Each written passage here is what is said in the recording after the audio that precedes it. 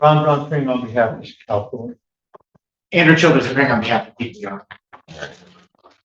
Your name, sir? Jules Calhoun. All right. All right, this is it's entitled People's Ex parte Modification with Bond Conditions. I don't know that it was as filed ex parte in any respect whatsoever, because I think it was communicated to all parties. That's the first problem. The other issue is that typically these motions are filed. Court's first determination is whether or not the necessity for the court's action constitutes an emergency. I'll be frank with you, I'm not convinced that it does constitute an emergency, but given everything, the court is choosing to hear the matter. I really don't deem it an emergency, so that you're clear on the court's perspective. All right, but is your motion? Go ahead. All right, before I begin, and thank you for that, thank you for accommodating this motion. Because I'm a little unclear. I talked to Ms. Gaines and Ms. Scott from the defender's office.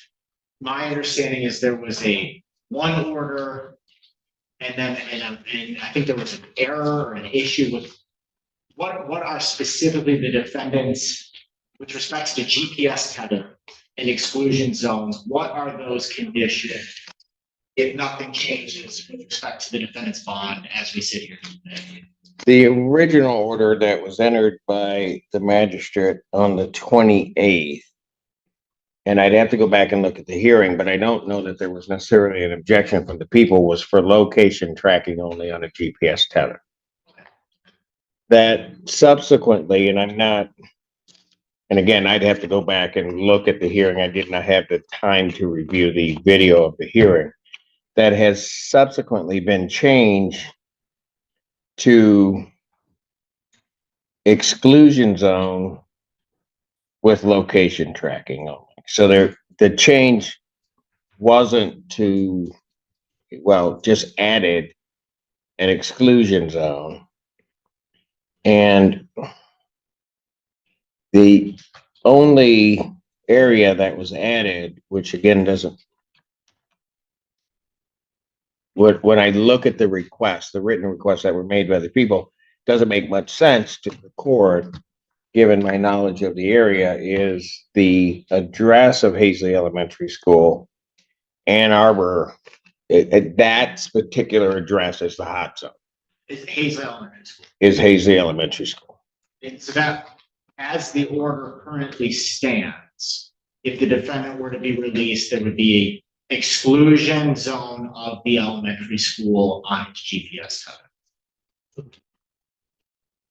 As I read this order, yes, but again, given my knowledge of the area, I have concerns about how this is written, because and I'll just lay it out to you. I mean, I'm one that is full disclosure. Hazley Elementary School is my elementary school. I know people didn't think it existed way back with the dinosaurs, but it did. There are 4 entrances to basically 4 access points to the Hazley School grounds that come off of different neighborhood streets into there. So listing just the address, I don't know, quite frankly, is specific enough to cover the area. I mean, for the most part, most of the people that, if they were walking there, would not enter necessarily off of Duncan Avenue. They just. So that's what I have. Okay, and thank you for that, Your Honor. I know, obviously, we were with each other less than 24 hours ago. We were. And that's why I wanted, before we get into anything, I just wanted to make sure that my is correct as it could be. So the motion that was filed by my office last night is requesting a $2 million bond with the otherwise with a house arrest with GPS tether release, and for him to not be within a mile of any school. That would be the request. The concern, my understanding, the concern that gave rise to this renewed request, because at the time of the arraignment, that was not the request of the people, was that the learning of the defendant's. Well, let me just stop you because I don't think that that's true. At the time of the arraignment, and this is something, quite frankly, that people are going to have to explain to this court. There was an original bond request sent for, in terms of its monetary amount, for the $250,000 cash surety. That was, as best I'm able to determine, sent on the 17th, or or shortly. The original one for the $250,000. Within 5 days, there was then a new bond form for the $2 million with some other added changes. I've, as best as I could on short notice, reviewed those.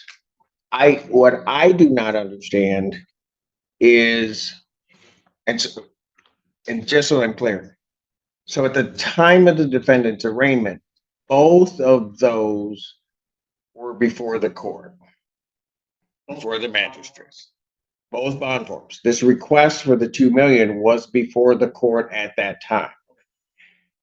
What could not be explained, and I think something that's going to have to be explained by the prosecution, is why the request, particularly for the monetary amount, is changing. Because I don't see any basis as to why, in essence, almost an 8 to 10-fold request for an increase in those 5 days when there's nothing that happened. There's no indication of any other information that came to light that might justify that. Only response I can give to the court would be to rely upon the written meetings. I have no personal knowledge or information. Well, okay, and I get that, but isn't that important? I mean, I don't disagree with the court.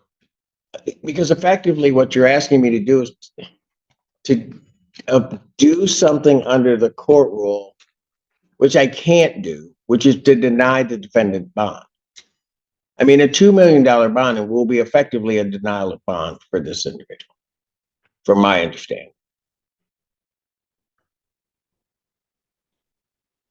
I've had my mini tirade. You can go ahead.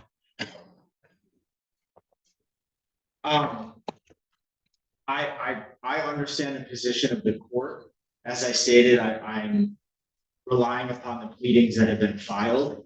I think that at this point, I would move my discussion on, if the court's willing to an exploration of modification of the GPS tether. Or at least clarification, hearing what the court, through its own personal knowledge and experience of the location of Hazley Elementary and the location of the defendant's residence. My understanding is that there is perhaps a residence the defendant can stay at his uncle's home on, I believe it's Ingalls, just kind of other, slightly more downtown, you could say. Now, in a quick look on Google Maps, that address does appear to be within a couple blocks of Community High School. I don't know if the court is would entertain. I'm just kind of, as we do sometimes around exploring options on the record. Right. No, I get you. And so that's kind of where what I'm looking at. Ultimately, we have a lot of people in the courtroom. I believe the majority of these people in the courtroom were staff at the elementary school that were affected by this threat. They are concerned for their own safety. They're concerned for the safety of their students. Rightfully so. I have a child in elementary school, and the court has its own experience as such. I think that what ultimately we're looking to do is anything we can do, acknowledging the fact that the defendant may very well be out of custody while this matter is pending, that we can as fast protect the children of that school and the community at large. And that's what the people are requesting. And I'm open to a discussion as to how we can best do that. And I'm very much aware of the defendant's history. I guess I wouldn't say I'm very much aware, but I'm aware of the defendant's both mental health issues and what I could say the condition that he exists in through a brief reading of the police reports as well as discussion with members of the public defender's office. I'm aware of all of those things. Okay, so, and then certainly I'll hear from the defense, but there was a request that he not go within a mile of any school, right? You have to leave the city of Ann Arbor. Absolutely. I mean, because I mean, I even this morning was having my staff look and just try and determine whether or not that's even a feasible condition I could put on a defendant. And a mile, you can't do it. I mean, I think within really a mile and a half, 2 miles of just Hazley School, there are two other elementary schools and a junior high and a high school. So, I mean, I don't even know how that would work, to be honest with Would the court consider yes other house arrest so we don't have to play the exclusionary zone game? I would certainly entertain it. And look at it, if that's the request. And Mr. Childers, I realize you're here and I always respect the arguments that you give and you always give good arguments to the court. I'm trying to figure out what specifically are the people asking the court to do?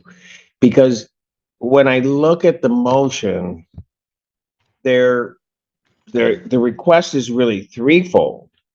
That the people want his bond increased to $2 million cash surety from the current $250,000 cash surety.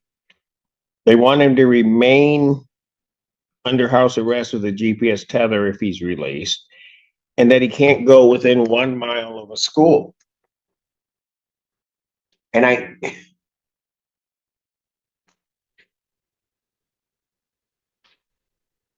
so, I mean, is that the people's request or?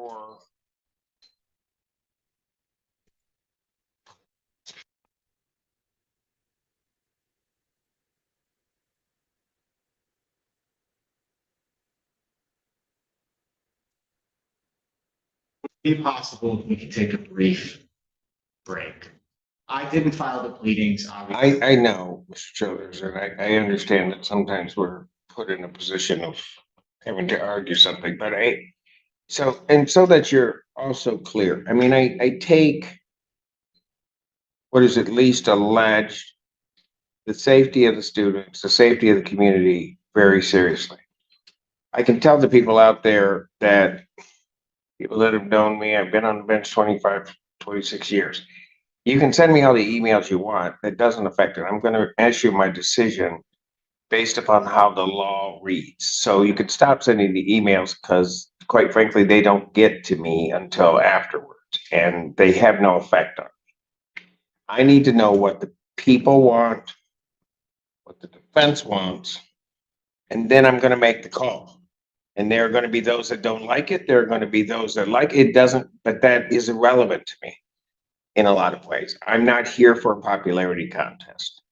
And I think there are some people that need to realize that in terms of what they file before this court. I don't play a popularity game. I do my job. I will give you a break. You can take the defendant back and we'll come back out and I'll hear from the people and the court stands in recess. Puerto Rico's case of the people versus Jules Calfon. Andrew Childers appearing on behalf of the people. Ron Brown appearing on behalf of my client, sure.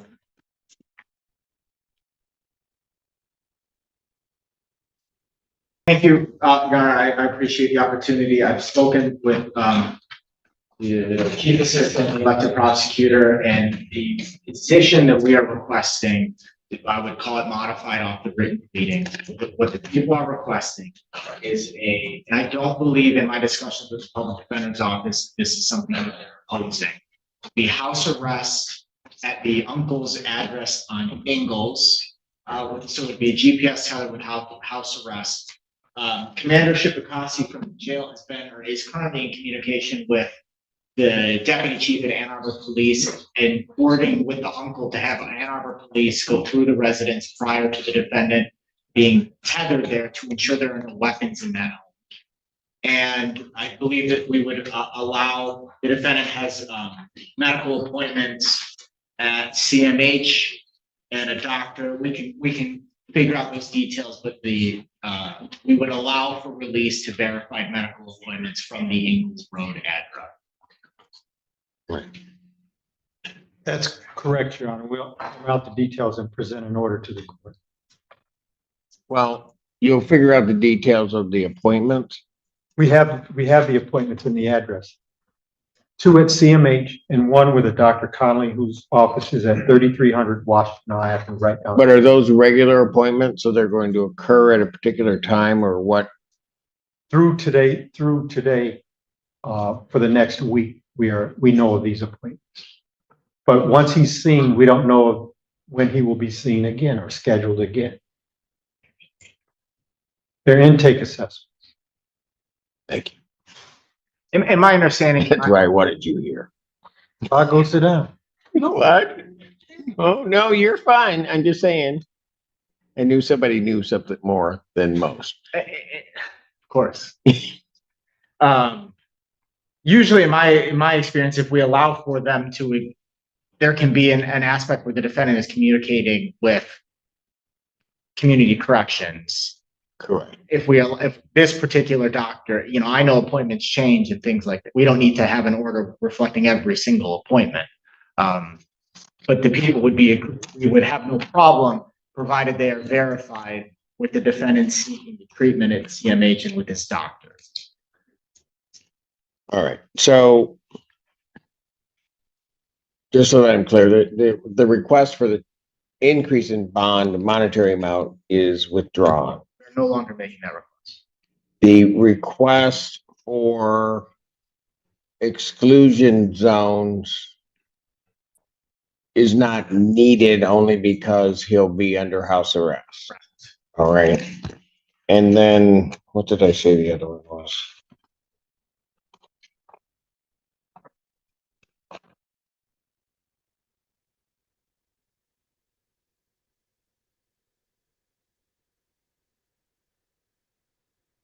All right. So really, the second one is just a modification of GPS tether to a house arrest. House arrest, correct. All right. And Brandon Casey from Community Corrections was already sending me messages that they're aware of this address and they can. They're aware of the Ingalls address. Correct. All right. Your Honor, we've also spoken to the owner of the 110 North Ingalls address, and he has consented to the police search of his home for weapons. All right. And that's a single. It's an apartment. It's an apartment. It's an apartment. Council approach. Back my client. Should we approach the answer? No, that's okay. I presuming you checked the concerns of the court Yes. and have filed with the court a stipulated order for release from custody, which the court, while in back, has reviewed, finds that it is appropriate, and that it addresses the issues both of the needs of the defendant, which important, but also not considering him to be a risk of flight, does primarily address the issues of concern and safety for the public on this. And I would note that I believe he has a preliminary examination, or not preliminary, but probable cause conference, which is scheduled before me for this upcoming Thursday. Yes, Your Honor. All right, because it was rolled up in terms of time. I appreciate the parties working it out. I have signed that order. What we will do also is we will review it. We'll prepare a community corrections order so that everybody is straight regarding the GPS tether and exactly what's going to happen with that. Yes, All right. So the court's aware, my understanding is it may be happening as we speak, but Ann Arbor we're sending officers to meet the uncle at the address. To go to the address to make sure that there are no weapons. So that won't be a bar to the release. We will get that over there. For those that are interested in his release, the tether's gonna have to be in place prior to his release from the jail. understood. So, we will try to make that happen and try to make sure that if it's gonna happen today, it can happen today, otherwise it's not gonna happen till Monday. Understood. All right? Thank you, folks. Thank Everybody have a good weekend. Thank you.